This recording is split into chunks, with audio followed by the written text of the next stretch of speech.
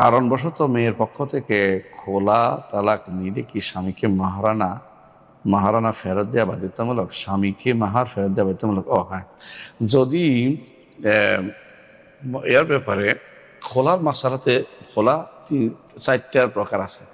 একটা হচ্ছে যা স্বামী মাহার হিসেবে দিয়েছে তার সমানে সমানে ফেরত দেয়া। আরেকটা হচ্ছে যা মাহার দিয়েছে তার কিছু অংশ ফেরত দেয়া। আরেকটা হচ্ছে যা মাহার দিয়েছে তার থেকে বেশি নেয়া। তারপর অনেক সময় মানুষ মুক্তি চায় তার থেকে, হয়তো সে আটকে রাখছে, নেয়াটা তার জন্য হারাম হলেও ওর দেয়াটা হারাম হবে না, কারণ সে তো মুক্তি চাচ্ছে। সে জানছে যে তার সাথে সম্পর্ক, তার সাথে আর থাকা জায়েজ নেই, বাধ্যতামূলকভাবে তাকে আটকানো হচ্ছে, তাহলে তো সে বেশি দিয়ে হলে তার থেকে বের হতে হবে।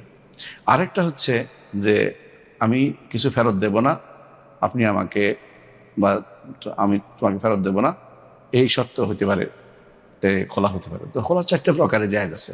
সুতরাং মাহার ফেরত দেওয়ার মাসালাটা ওই সময় হবে যখন দোষটা, যখন এই মাহার ফেরত দেওয়ার দোষটা ওই সময় হবে যখন স্বামীর মূলত শারীরিক কোনো দোষ নেই এবং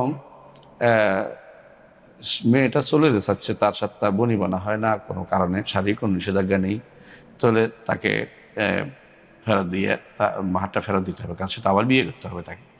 এই জন্য মাহারটা ফেরত দেওয়া হচ্ছে। রাসূলুল্লাহ সাল্লাল্লাহু আলাইহি ওয়াসাল্লামের আদর্শ। তিনি সাবিত ইবনে কাইস ইবনে শাম্মাস রাদিয়াল্লাহু আনহু তিনি তার স্ত্রী এসে বলেছেন যে আমি ওর সাথে ঘর করতে আমি পারবো না, সে ভালো মানুষ কিন্তু আমি তার সাথে ঘর করতে পারি না। তখন রাসূলুল্লাহ সাল্লাল্লাহু আলাইহি ওয়াসাল্লাম বলেছেন, আর তার দিন এই হাদিকাতা, তার যে বাগান দিয়েছে তোমাকে মাহার হিসেবে ফেরত দাও, বলছি ফেরত দেবো, ফেরত দিয়ে দিচ্ছে, আরো বেশি দিতে রাজি হয়ে গেছে মহিলা।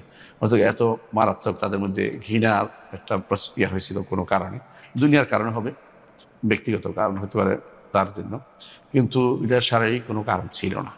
আর শারীরিক কোনো কারণ যদি হয় কখনো কখনো স্বামী যদি আটকেও রাখে, ধরুন কীরকম কারণ হতে পারে আমরা বুঝাই বলি। কোনো ব্যক্তি 3 তালাক দিছে, পরপর টাইম মোতাবেক 3 তালাকে দিছে, আবার সে ঘর করতে চায় জোর করে, এখন তালাক অস্বীকার করেছে। স্ত্রী কিন্তু জানে যে সে তালাকটা দিছে, সত্যি সত্যি জানে। অথবা কোনো ব্যক্তি কাফের হয়ে গেছে, স্ত্রী কিন্তু জানে যে সে কাফের হয়ে গেছে, জোর করে তার সাথে ঘর করতে, তালাক যেহেতু এটা বিয়ের একটা পছন্দ হয়ে গেছে, বেরোতে হবে তাকে।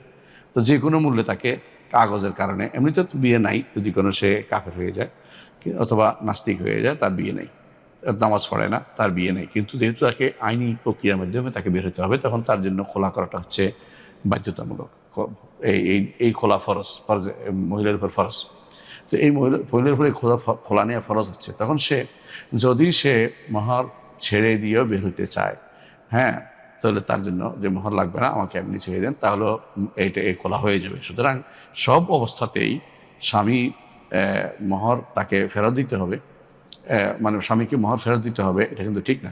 মানে কোনো কোনো অবস্থাতে এটা আছে, আর সব অবস্থাতেই এটা নেই। অর্থাৎ এই 3টা অংশ আছে, একটা হলো খোলা, একটা সলহ, একটা মুবারাত, আরেকটা আছে, মানে এরকম 4টে জিনিস, ফিদিয়া, একটা ফিদিয়া আছে। এই 4টে জিনিস অংশ আছে, একটা খোলা, একটা মুবারাত, একটা সলহ, একটা ফিদিয়া, এই 4টে আছে। সুতরাং এটাকে আলেমরা উল্লেখ করেছেন। তো সেই হিসেবে সব সময় যে মহর ফেরত দিতে হয়, অথবা সবসময় যে ফুল দিতে হয়, অথবা সবসময় মহর বাদে হইতে হবে এমন না, অবস্থা বেঁধে সেটা কম বেশ হতে পারে। এটা চলে আসতে পারে যে আমি এতটুকু দিব, একটুকু দিব, এটা হতে পারে। অথবা আমি মোবারাতের তেলে মুক্ত করে দিলাম, কেউ কাউ কিছু দিবে টিবে না, এটাও হতে পারে। তো এইটা বুঝতে হবে। অনেক সময় কোনো ফতোয়া, কোনো আলেমের ফতোয়াকে অর্ধেক নিয়ে কেউ এরকম হয়তো বলতে পারে অমুক শেখ এটা বলেছে, এটা অর্ধেক নিয়েছে, পুরো ফতোয়া পড়লে বুঝতে পারবে যে এখানে এক হুকুম সবসময় কার্যকর না। আশা করি বুঝছেন। পরের মাসালা হচ্ছে স্বামী মহারানার সাথে সংসার থাকা অবস্থায় যে খরচ দিয়েছিল সেগুলো ফেরত চাইছে না। স্বামী মহারানার সাথে সংসার খরচটা যে খরচ দিয়েছিল সেগুলো ফেরত চাইছে, এটা জুলুম। কারণ সংসার পরিচালনার এটা স্বামীর দায়িত্ব, এটা খরচ করতে বাধ্য, যেহেতু ঘর সংসার করেছে, ঘর খরচ করতে বাধ্য। তো আল্লাহ তাআলা কোরআনে কারীমে নির্দেশ দিয়েছেন যে লিইউনফিক যু সাআতিন মিন সাআতিহি, যে প্রত্যেকে তার মতো করে খরচ করতে হবে এবং দিতে হবে, তাদের রিজিকের ব্যবস্থা করতে হবে, তাদের খাবার এবং তাদের পানীয়ের ব্যবস্থা করতে হবে। সুতরাং আল মুসির কাদের ও আল মুক্তের কাদের ও মাতামির, আল্লাহ তাআলা বলছে যে এটা দিতে হবে, অর্থাৎ পরিমাণ খাবার খরচ দিতে হবে, এটা ফেরত ছাড়া কোনো দেওয়া যাবে না, অর্থাৎ এটা ফেরত ছাড়া অন্যায় এবং এটা দেওয়ার দিকে বাধ্য না সে। সংসার খরচ বাবদ টাকা ফেরত দেওয়া কি বাধ্যতামূলক না। এটা মোটেই বাধ্যতামূলক না। এটা যে কইছে বলছে মিথ্যা বলেছে।